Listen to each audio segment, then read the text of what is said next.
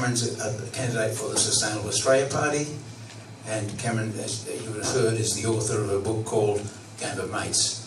I did hear Cameron also speak recently about the benefits or disbenefits of immigration, and I'm sure he might touch on that this evening. But we'll start with Cameron Murray, and please make him welcome.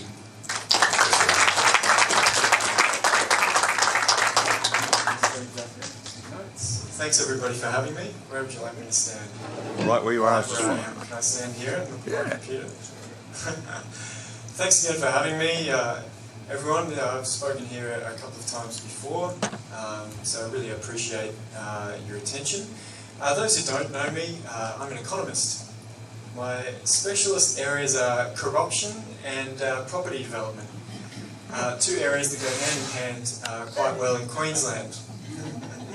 And the reason I got into that at all is I used to work for property developers in Queensland, and then I worked in the government in various places, and I saw firsthand the way things were operating, and it wasn't fair, it wasn't productive.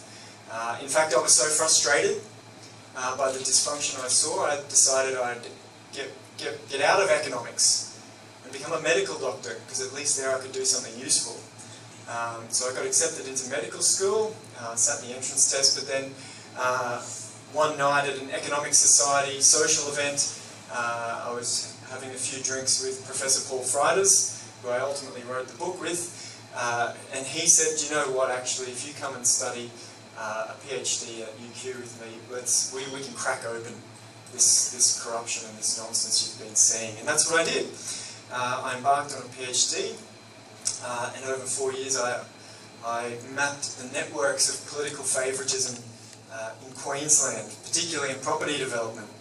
And I showed, for example, with a sample of 12,000 landowners and a social network of over 250,000 connections of former co-workers, people who studied together, people who hired professional lobbyists, people who worked in the same company, that in this case study, those well-connected landowners gained over $400 million from their advantageous political networks just in that sample. I also introduced into the vocabulary the term grey gifts, which is a highly valuable political favour that you can give to others at no cost to yourself, and that's really helping as I'm advising, for example, the CCC and ICAC, the anti-corruption body in New South Wales, about how they're crafting new rules about corruption. So, for example, a lot of what we see are efforts to disclose political donations or ministerial diaries. But of course, we know that political donors, 60% of donations to politics come from donors who donate to both sides. So if you're donating to your opposition, it's not really a favour, you're not really helping someone get elected, so what's it all about? Of course, it's always the same donors every year anyway, so knowing that they donated on the 5th of March instead of the 10th of June is not really much help to anyone. I can tell you who's going to donate next year right now if you like. So we get a bit distracted, so this idea of the book has really helped us.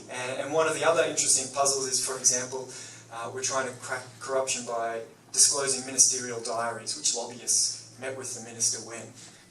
And I've told the anti-corruption bodies, do you really want to give these lobbyists the opportunity to put that on their CV? How many meetings they got with the minister? Because I'm telling you, that's what's going to happen.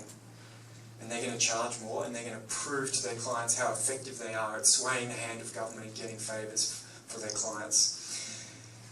So much of what I've wrote about in the book that came out 2 years ago has come true.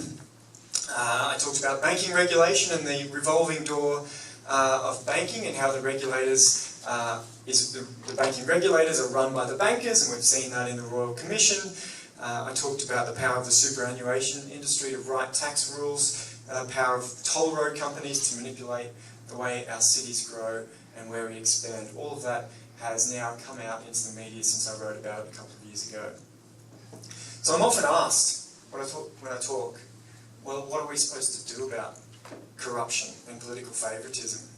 Now, I don't think running as a candidate in a political campaign is the only way to go, but I don't think we should underestimate the power of a little bit of pressure at the ballot box to the major parties. They are not going to change by showing up, sitting around in a circle and going, hey, here's a really good idea, guys. You really love good ideas. Take this on board. It's not going to happen. There's a network of vested interest there, and they respond when external pressure comes. So that's why I've decided I should do a little bit more than write a book, and I'm running with the Sustainable Australia Party in the federal election on the Senate ballot paper in Queensland. So, what's this all about? Why did I choose Sustainable Australia? And what are we about? Well, we're a young party. We had our first MP elected last year in the Victorian election, Clifford Hayes. He's a member of the Legislative Council in Victoria. He's a former mayor of Bayside Council. He's actually now attracted Kelvin Thompson, who is a more than 30-year Labor MP who's come over to be our Chief of Staff in Victoria. And we're really a party for people who are sort of sick of lying career politicians, who are fleeing to the extremes and not focusing on all the things that people care about, who are really narrowing the scope of debate and ignoring the rest of us. And I totally understand that. Okay? Both the major parties want expensive housing, so they won't talk about it. It hasn't been mentioned in this election. Both want the deindustrialisation that comes with our houses and holes economy, where we dig up dirt and stick it on a ship and then build houses for each other without any value adding. They're happy to sell off key infrastructure assets, agriculture, mining and housing to foreign interests. And they've not said a word about it in this election campaign. And yet these are very, very important issues that most of the mainstream, the sensible centre of Australia cares about, and that's really the platform of Sustainable Australia. We like to say we have four main policy areas, and I'll just go into a little each in detail, but we want a sustainable environment and population. Okay? We are, I would say, an environmental party at our core. But where we differ is we think that you can't grow forever and be an environmental party, unlike other environmental parties in this election. We want better planning to stop overdevelopment. That means returning power to communities to decide how their cities and suburbs evolve, rather than these golden penticks from councillors and bureaucrats determining what gets built in their area. Should be the other way around. The community should say, this is how we want to evolve our suburb. We should have some more housing here, but then we need more parks here, we need a train station here, and upgrade this, and well, once all those people are here, we probably should put a school in there first. The community should be able to have that discussion. We want secure jobs via a more diverse economy. We don't think hanging our national economy on the global commodity cycle and the whims of foreign housing buyers is really the way to go. We think we can use our natural advantages of our mineral and agricultural wealth to add value to all of those things, to make the products we need for renewable energy. We should make the batteries here, we should make the electric cars, we should make the solar panels. I think if you can do it in China, you can do it here. I think we're smarter and better than that. And the other thing we know from this is that all those minerals are going to be in the ground. If we don't dig them up today, we can dig them up next year. We should be focusing on doing the best we can each time we dig it out, rather than putting it on a ship with the minimum of value add. And the last thing is we want affordable housing for first home buyers and renters, something which the major parties seem to ignore. Let's go back to the environmental part. We're the only political party to sign up to the Koala Protection Act that has been proposed by the Australian Koala Foundation. Not even the Greens are interested in that. It's based on the Bald Eagle Act of the US. Can you imagine an Australia where there's no wild koalas? Well, that's what happened in the US. They said, I don't think we can have our bald eagle as our national emblem and not have any wild bald eagles. We should have a powerful act to protect the habitats, and that's what we want to do for koalas, and that's going to help preserve a lot of habitats in our suburbs. We also think a sustainable environment needs a sustainable population. As I said, over 70% of Australians think the same way. And as it was alluded to before, I recently wrote a report called 3 Economic Myths About Aging, which debunks the idea that we must have rapid population growth via immigration because we're getting old. In fact, Japan has twice as many old people as a proportion of the population as Australia, something we will never achieve. And it's got just as many workers as a share of the population as we do. And you can see that happening because at the moment, or a couple of years ago, Australia passed a point where there's now more workers aged over 65 than there are aged under 20. So we're actually living longer, more healthy lives, and we're contributing a lot more. There's absolutely no issue with an aging population. In fact, Daron Acemoglu, an MIT economist, probably in line for a Nobel Prize, recently published a paper that said, do you know what? Those countries that are aging most rapidly are growing the most per capita and improving their productivity the most. So this is just what the facts say.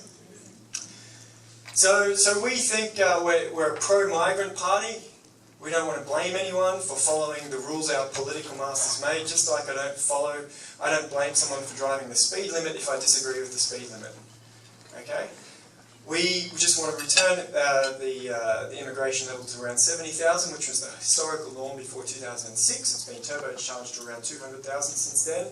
And you can see we get a lot of problems in planning when that happens. We have really crowded schools right now. We have rapid rise in congestion, and we're devoting a lot of resources just to duplicate the infrastructure that we already had to accommodate these people. So we think that underlies a sustainable environment, and we really need to take the pressure off if we're going to have better planning in our suburbs. I think it's dishonest or irresponsible to have turbocharged population growth at the same time as trying to retain the quality of life in our suburbs and not overdevelop. So that's one big issue where we differ. How much time do I have, by the way? More than? 10 minutes to talk and wait for questions. Okay, great. That seems like much more than I thought. Stop earlier. Let me just read our whole policy page. No, I'm kidding. So how does it work? So planning is one of the areas I would say I have some expertise on. And I've informed not only our party but other political parties as well as the anti-corruption bodies of what we can do about that. So there's really 2 main pillars in the planning. One is, instead of giving away favourable planning decisions and rezoning decisions to selected landowners, we can sell them the rights to develop to higher densities. That's a right from the community that we should be selling, not giving away. It's quite interesting that if you were a council and you had a plot of land where you could build a 5-storey apartment building and you gave it to your mate, you'd be in trouble. But if you changed the rules so that someone could build a 5-storey apartment building where they could previously build a house, that's just about the same thing, but we give it away for free. So I've calculated in the book that if we did that, and in the ACT, such a system exists, it's been existing since the 1970s, we'd raise $11 billion nationally every single year. $11 billion is over $1,000 per household, per year, every year. Can you just repeat that comment, please? Just the sentence, are you able to repeat that? The policy, or how much? Yeah, that policy, just as you just said just then, please. So if you sell a piece of land, If you sell a piece of land, that you can build well, let's just say we're selling a property right, okay, that is the 3-dimensional space right here. Yep. You can build a 5-storey apartment building. Well, we can do the same thing by taking a piece of land next door where you can build a 1-storey house and change the rules to say, well, actually, that piece there, you can now build it on your land. That's a new property right that you didn't have before that I can sell to you. Okay? So, you should read the book if you haven't. It's definitely better explained in that. adjudicator, is there a Q&A at the end of this? There is a Q&A at the end. Yeah, okay, sorry.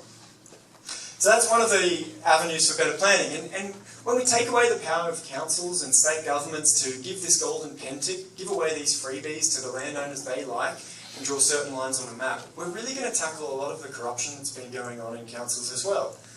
Because the reason there has been so much corruption in councils is because they have this golden pen tick. They're going around, I'll draw a line around your piece of land, Here's $10 million. I'll draw a line around your piece of land. Here's 20 million.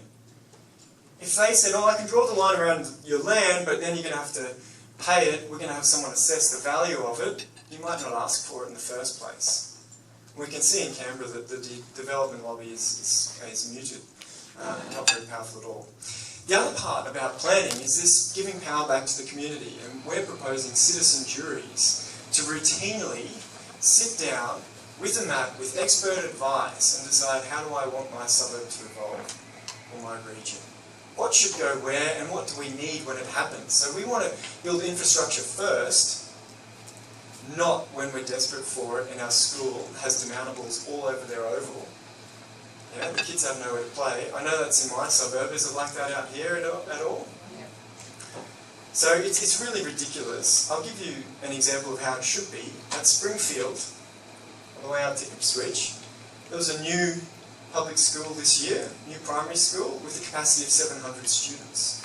There's only 55 students there this year. Now, of course, the devotion of our state's resources to building a new school at Springfield rather than expanding the overcrowded schools in existing suburbs has a lot to do with the political networks of the owner of that development, I would say.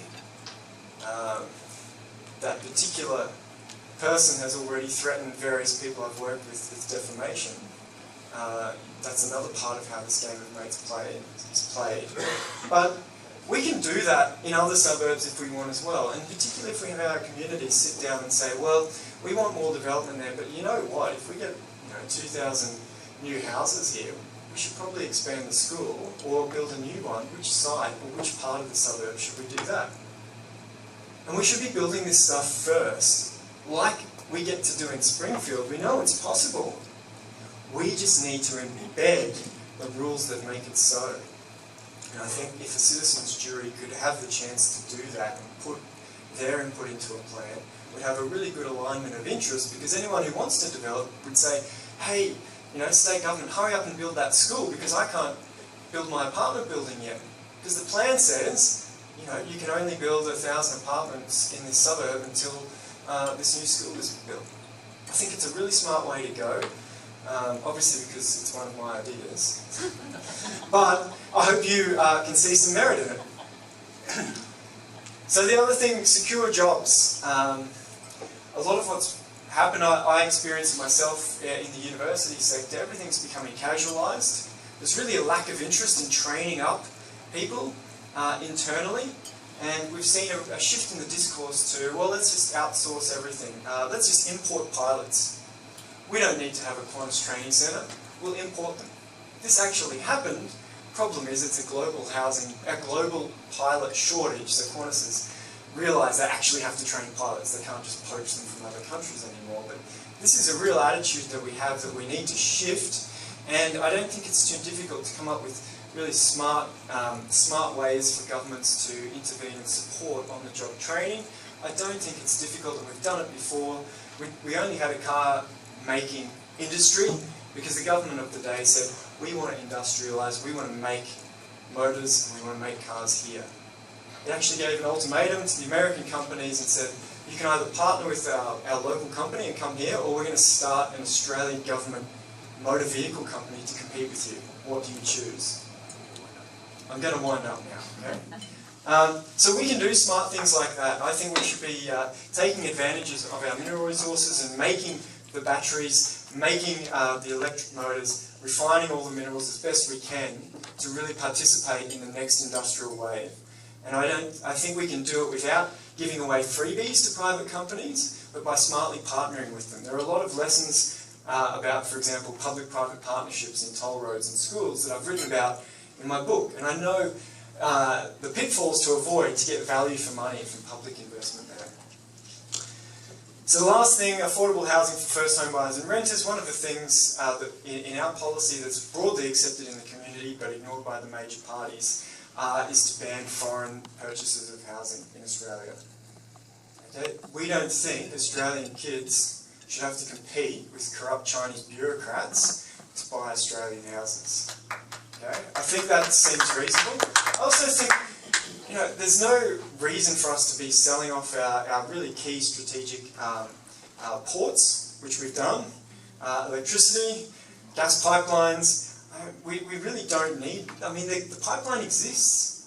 We've built these things. We don't have to sell it to foreigners. We already have it, okay? It's not rocket science. And a lot of countries, this is the total normal how things work position. It's broadly accepted. It's both an issue from promoting a diverse economy and having those local skills and that local ownership and recycling that profit. And it's a security issue as well. And so I think it's a common sense policy from the centre that we would be pushing for and I'd be pushing for. So thank you very much for your time, and we'll have questions at the end, I